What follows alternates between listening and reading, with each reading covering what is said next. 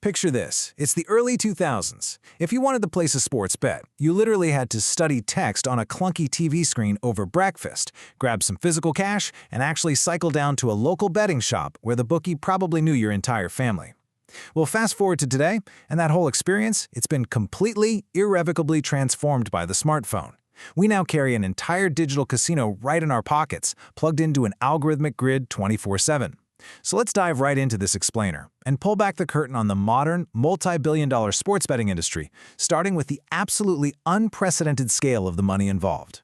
To really wrap our heads around the sheer scale, just look at this massive figure. During the 2022 World Cup alone, over £300 million was staked with just one single company's UK and Ireland brands. And remember, that's just Flutter. They are just one player in an absolutely massive global market.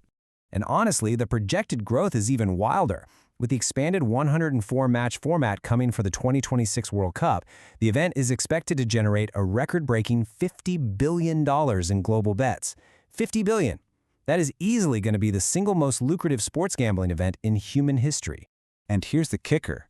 This global betting boom, it is entirely, officially sanctioned. FIFA themselves have actually partnered with sports AI and data pioneers like Stats Perform. They are actively distributing ultra-fast, official statistics and live streams directly to licensed sportsbooks. The line between the actual sport and the sportsbook has practically vanished.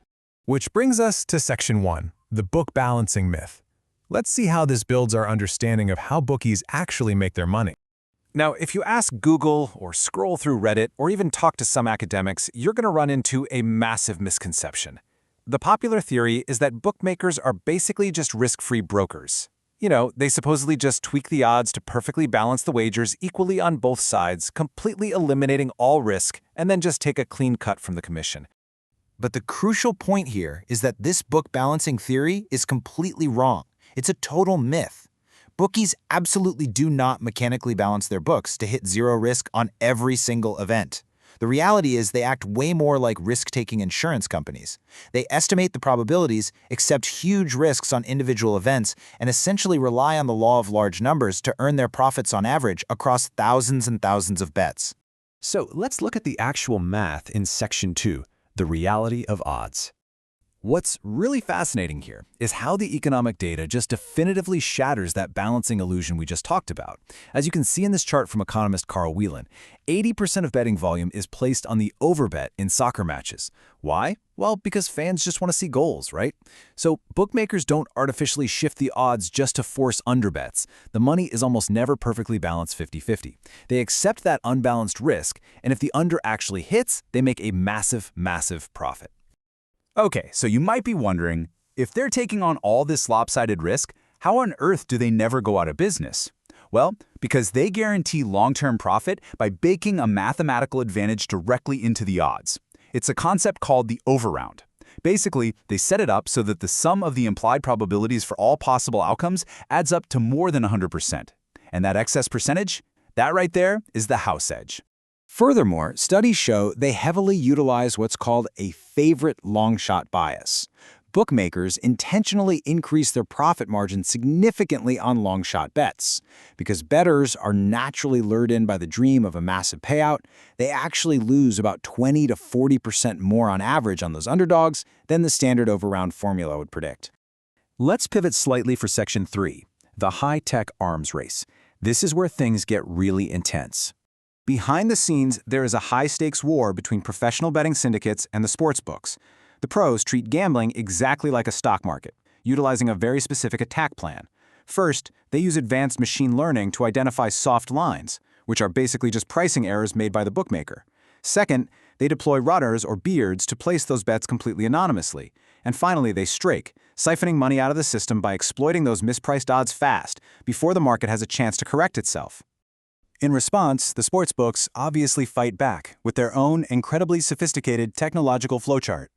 They build out robust customer profiling systems specifically designed to flag sharp bettors who consistently beat their closing lines.